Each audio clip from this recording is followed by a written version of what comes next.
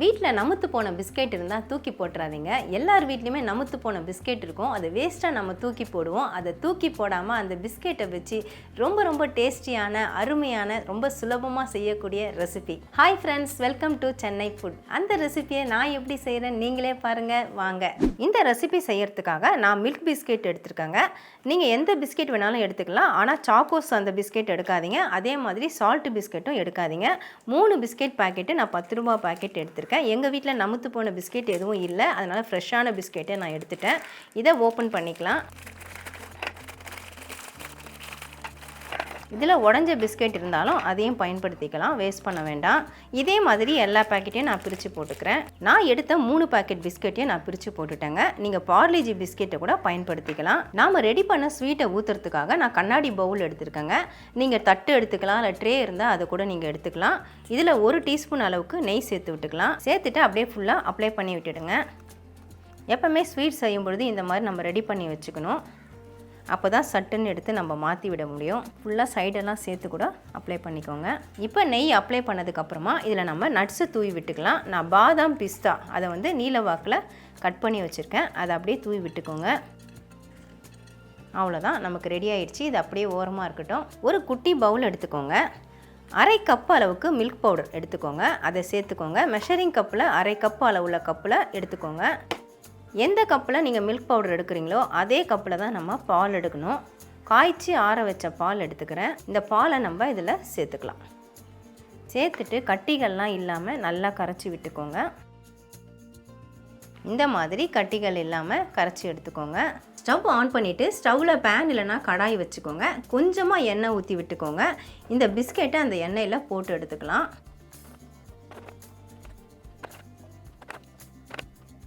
பிஸ்கெட்டை போடுறதுக்கு ரொம்ப எண்ணெய் சூடாக இருக்கக்கூடாதுங்க. லேசான சூடு இருக்கும்போதே நாம் பிஸ்கெட் எல்லாத்தையும் போட்டு விட்டுறணும்.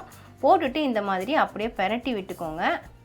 லேசாக பொரிஞ்சதுக்கப்புறமா கலர் லைட்டாக சேஞ்ச் ஆகி வந்ததுக்கப்புறமா நம்ம எடுத்துடணும். இப்போ எண்ணெய் நல்லா சூடாகிட்டு அப்படியே பபுள்ஸ் வர ஆரம்பிச்சிருச்சுங்க. நம்ம பிஸ்கெட் எல்லாத்தையும் பெரட்டி போட்டுக்கலாம். ரொம்ப கலர் சேஞ்ச் ஆகிடக்கூடாது. லேசாக கலர் நிறம் மாறினா போகிறோம். எண்ணெயில் போட்டோன்னா கொஞ்சம் சாஃப்டாக ஆகிற மாதிரி தான் இருக்கும். ஸ்டவ்வை லோ ஃப்ளேமில் வச்சுக்கோங்க. இப்போ பிஸ்கெட்லாம் பாருங்கள் நல்ல கோல்டன் ப்ரௌன் வந்துருச்சு. இந்த மாதிரி வந்த உடனே எண்ணெயை வடிய விட்டுட்டு எடுத்துக்கோங்க. மீதி இருக்கிற பிஸ்கெட் எல்லாத்தையும் இதே மாதிரி பொரித்து எடுத்துக்கோங்க. இது எதுக்காக பொரிக்கிறோம் அப்படின்னு பார்த்தீங்கன்னா, பிஸ்கெட் நமுத்து இருந்தாலும் மொறுமொறுப்பாக இருக்கும். நல்ல மொறுமொறுப்பாக இருந்தால் தான் இந்த ரெசிபி டேஸ்ட்டாக இருக்கும். அதுக்காக தான் பொரிக்கிறோம். தீயை ரொம்ப குறைச்சி வச்சு தான் நம்ம பிஸ்கெட்டை பொரித்து எடுக்கணும். எண்ணெயில் போட்டோன்னே கொஞ்சம் சாஃப்டாகிற மாதிரி இருக்கும். ஆறுனதுக்கப்புறம் நல்லா மொறுமொறுப்பாக ஆகிடும். பிஸ்கெட் உடஞ்சாலும் பரவாயில்ல, அதை பற்றி பிரச்சனையே இல்லை. உடஞ்ச பிஸ்கெட்டை கூட இப்படி பொரித்து எடுத்துக்கலாம். பிஸ்கெட் எல்லாத்தையுமே பொரித்து எடுத்துட்டோங்க. பாருங்கள், பொரித்து கொஞ்சம் ஆற விட்டோன்னே நல்லா மொறுமொறுப்பாகிடுச்சு. அப்படியே பவுடர் ஆகுது பாருங்கள். இந்த மாதிரி நல்லா மொறுமொறுப்பு தன்மை தான் நமக்கு வேணும். இது எல்லாத்தையும் மிக்ஸி ஜாரில் போட்டுட்டு நல்லா நைஸாக அரைச்சி எடுத்துக்கலாம். பொரிச்ச பிஸ்கெட் எல்லாத்தையுமே இந்த மாதிரி உடச்சி போட்டுக்கோங்க. இதை நம்ம அரைச்சி எடுத்துக்கலாம். பிஸ்கெட் எல்லாத்தையுமே உடச்சி போட்டு நான் அரைச்சிட்டேங்க. அப்படியே ஆஃப் பண்ணி ஒரு 2-3 தடவை ஆஃப் பண்ணி ஆன் பண்ணிங்கன்னா நல்லா நைஸாக அரைப்பட்டுடும். ஆனால் இந்த மாதிரி லிக்விட் பதத்தில் தாங்க இருக்கும். ஏன்னா நம்ம பிஸ்கெட்டை பொரிச்சிட்டு அரைக்கிறதுனால இந்த மாதிரி லிக்விட் பதத்தில் தான் வரும். நீங்கள் கேட்பீங்க எதுக்காக பொரிச்சிட்டு அரைக்கிறீங்கன்னு. நான் ஆரம்பத்திலே சொன்னேன், நமுத்து போன பிஸ்கெட் ஆயிருந்தால் நம்ம பொரிச்சிட்டு தான் செய்யணுன்ட்டு. இந்த ரெசிபிக்கு பொரிச்சிட்டு செஞ்சால் தான் டேஸ்ட்டு சூப்பராக இருக்கும். இப்போ அரைச்ச இந்த பேஸ்ட் அப்படியே இருக்கட்டும். பிஸ்கெட் பொரிச்ச அந்த பேனையை நான் சுத்தம் பண்ணிவிட்டு வச்சுருக்கேங்க.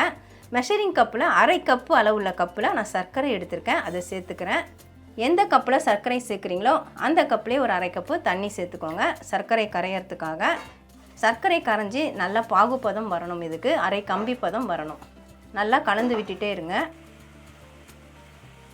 சர்க்கரை 5 நிமிஷமாக கொதிச்சிட்ருக்குதுங்க. இப்போ பதம் வந்துருச்சான்னு பார்ப்போம். இந்த மாதிரி எடுத்துட்டு கொஞ்சம் சூடாக இருக்கும், ஊதிட்டு எடுங்க. கையில் தொட்டுட்டு இது பாருங்கள், இப்படி கம்பி பதம் வந்து உடையுது பாருங்கள். இதுதான் 1/2 கம்பி பதம். இப்போ நாம் ரெடி பண்ணி வச்ச இந்த மில்க் பவுடர் அதை இதில் சேர்த்துக்கணும். நல்லா கலந்து விட்டுட்டு அப்படியே சேர்த்துக்கோங்க. சேர்த்துட்டு சர்க்கரை பாகோட நல்லா மிக்ஸ் ஆகணும். ஸ்டவ்வை லோ ஃப்ளேம் வச்சுட்டு நல்லா கலந்து விட்டுக்கோங்க. மில்க் பவுடர் கலந்த பாலை நம்ம சேர்த்துட்டோங்க. இப்போ சர்க்கரை ஜீராவோட நல்லா மிக்ஸ் ஆகிட்டு பாருங்கள், இப்போ நல்லா பொங்கி கொதி வந்துட்டுருக்குது. வாசத்துக்காக நம்ம ஏலக்காய் பொடி சேர்த்துக்கலாம். 1/4 டீஸ்பூன் அளவுக்கு ஏலக்காய் பொடி சேர்க்குறேன். நான் சர்க்கரை சேர்த்து ஏலக்காய் பொடி பண்ணி வச்சுருக்கேன். ஏலக்காய் பொடி சேர்த்துட்டு நல்லா கலந்து விட்டுக்கோங்க. இப்போ நம்ம அரைச்சி விட்ட இந்த பிஸ்கெட்டு அந்த பேஸ்ட்டையும் நம்ம இதில் சேர்த்து விட்டுக்கலாம். நல்லா ஸ்பூனில் எடுத்து விட்டுட்டு சேருங்க.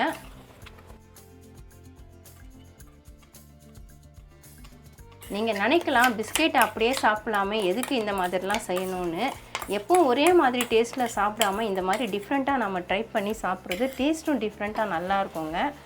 இது நீங்கள் செஞ்சு சாப்பிட்டு பார்த்தீங்கன்னா தெரியும், அவ்வளோ அருமையாக இருக்கும். இப்போ நல்லா கலந்து விட்டுக்கோங்க. ஸ்டவ் தீயை குறைச்சிக்கோங்க, லோ ஃப்ளேம் பண்ணிக்கோங்க, ஏன்னா உடனே இறுக ஆரம்பிச்சிடும். ஒன்று திரண்டு வரணும், அது வரைக்கும் நல்லா கலந்து விட்டுட்டே இருக்கணும். நாம் அரைச்ச அந்த பிஸ்கெட் மிக்ஸை சேர்த்துட்டு நல்லா கலந்து விட்டுட்ருக்கேங்க. நான் கிட்டத்தட்ட ஒரு 5 நிமிஷமாக கலந்து விட்டுட்ருக்கிறேன். நல்லா ஒன்று சேர்ந்து வரணும். இப்போ பாருங்கள், நல்லா ஒன்று சேர்ந்து வர ஆரம்பிச்சிருச்சு. இது வரைக்கும் நம்ம 1 ஸ்பூன் கூட நெய் சேர்க்கலை. இந்த ஸ்வீட் ரெசிபி நம்ம அப்படியே தான் செஞ்சிட்ருக்குறோம். கடைசியாக வாசத்துக்காக ஒரே 1 டீஸ்பூன் நெய் சேர்த்துக்கலாம்.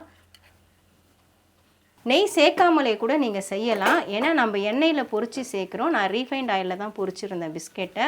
அதில் இருக்கக்கூடிய அந்த பிஸ்கெட்டில் இருக்கக்கூடிய எண்ணெய், பட்டர் எல்லாமே வந்து இதில் சேர்ந்துடும். நம்ம நெய் சேர்க்காமலே அதுலேருந்து எண்ணெய் அப்படியே தெளிஞ்சு வர ஆரம்பிச்சுது பாருங்கள். நெய் சேர்க்குறது நம்ம டேஸ்ட்டுக்காக தான் சேர்க்குறோம். இதே மாதிரி நல்லா இன்னும் ஒரு 2 நிமிஷம் நாம் மிக்ஸ் பண்ணணும். இன்னும் நல்லா அப்படியே ஒத்து வரணும், ஒன்றோட ஒன்று சேர்ந்தாப்புல நல்லா ஒத்து வரணும். இப்போ பாருங்கள், நல்லா ஒன்று சேர்ந்து வந்திருக்கு. அப்படியே பெரட்டி போட்டு அழுத்தி விட்டோம்னா அவ்வளோ சாஃப்டாக வருது. இந்த கன்சிஸ்டன்சி வரணும். கிட்டத்தட்ட நம்ம அல்வாக்கெலாம் மிக்ஸ் பண்ணுற மாதிரி தான் நல்லா மிக்ஸ் பண்ணி கொடுக்கணும். ஆனால் இது அல்வா கிடையாதுங்க, நம்ம ஒரு ஸ்வீட் ரெசிப்பியாக தான் இதை செஞ்சுட்ருக்கோம். பாருங்கள், இப்போ எல்லாமே நல்லா ஒன்று சேர்ந்து வந்துடுச்சு. நாம் இப்போ ரெடி பண்ண அந்த பவுலில் இதை சேர்த்து விட்டுக்கலாம். நாம் ரெடி பண்ணி வச்ச பவுலுக்கு இதை மாற்றி விட்டுக்கலாம். அப்படியே தள்ளி விட்டாலே போகிறோம், மொத்தமாக வந்து விழுந்துடும். பாருங்கள், பேனில் ஒன்றுமே ஒட்டலை. இப்போ பேச்சுலா வச்சுட்டு அப்படியே லெவல் பண்ணி விட்டுறணும். சூடாக இருக்கும்போதே சட்டுன்னு செஞ்சுக்கோங்க. இந்த ஸ்வீட்டுக்கு பார்த்தீங்கன்னா ரொம்ப நெய்யே தேவைப்படலைங்க. நான் சொன்ன மாதிரி கடைசியில் 1 ஸ்பூன் அது கூட வாசத்துக்காக நாம் ஊற்றி விட்டோம். ரொம்ப ரொம்ப சுலபமாக செய்யக்கூடியது. ஒரே மாதிரி டேஸ்ட்டில் சாப்பிடாம கொஞ்சம் டிஃப்ரெண்ட்டாக இந்த மாதிரி செஞ்சு கொடுக்கலாம். இப்போ 1 ஸ்பூன் வச்சுட்டு அப்படியே லைட்டாக தேய்ச்சி விட்டுடுங்க. மேடு பள்ளம்லாம் இல்லாமல் ஒரே லெவலாக இருக்கும். ஸ்பூன் வச்சு இந்த மாதிரி ஃபுல்லாக லெவல் பண்ணி விட்டுட்டு 2 மணி நேரம் அப்படியே விட்டுடுங்க. நல்லா சூடு ஆறணும். ஸ்வீட்டை பவுலுக்கு மாற்றி விட்டு 2 மணி நேரத்துக்கு மேலே ஆயிடுச்சுங்க. உங்களுக்கு ரொம்ப குயிக்காக உடனே செட் ஆகணும்னு நினச்சிங்கன்னா ஃப்ரிட்ஜில் வச்சு எடுத்துக்கோங்க. நானுமே கொஞ்சம் நேரம் ஃப்ரிட்ஜில் வச்சு தான் எடுத்துருக்கிறேன். இப்போ நம்ம சுற்றி ஓரம் எடுத்து விட்டுக்கலாம். நீங்கள் பட்டர் பேப்பர் போட்டிங்கன்னா இந்த மாதிரி ஓரம் எடுக்க வேண்டியிருக்காது, அப்படியே நம்ம சாய்ச்சி விடலாம். நம்ம பட்டர் பேப்பர்லாம் போடல, நெய் மட்டும்தான் தடவி விட்டுருந்தோம். இப்போ பிளேட்டில் வச்சுட்டு அப்படியே கவுத்து விட்டுக்கலாம். பாருங்கள், நான் கவுத்து விட்டுட்டேன். தட்டி விட்டு எடுத்துக்கலாம். இப்போ பாருங்கள், பவுல்லேருந்து அப்படியே பிளேட்டுக்கு மாறிடுச்சு. பவுலில் சுத்தமாக ஒட்டலை, நம்ம நெய் தடவி வச்சதுனால. இப்போ இந்த பீஸை நம்ம கட் பண்ணி விட்டுக்கலாம். உங்களுக்கு என்ன ஷேப் வேணுமோ அந்த ஷேப்பில் நீங்கள் கட் பண்ணிக்கோங்க.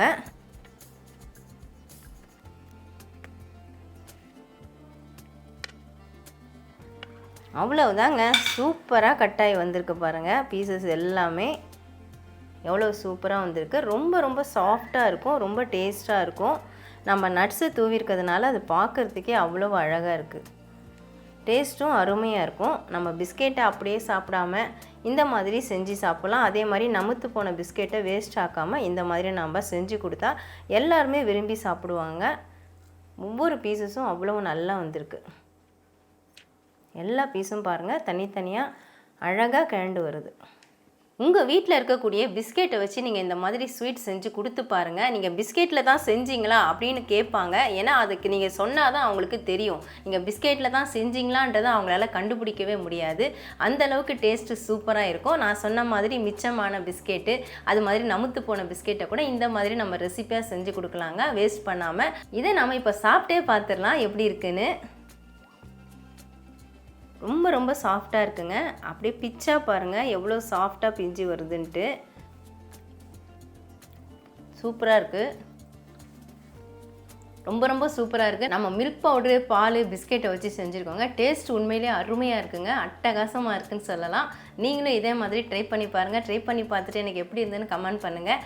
இதோட இந்த வீடியோவை நான் முடிச்சுக்கிறேன். மறுபடியும் இன்னொரு வீடியோவில் உங்களை சந்திக்கிறேன். Bye guys. பாய் பாய்.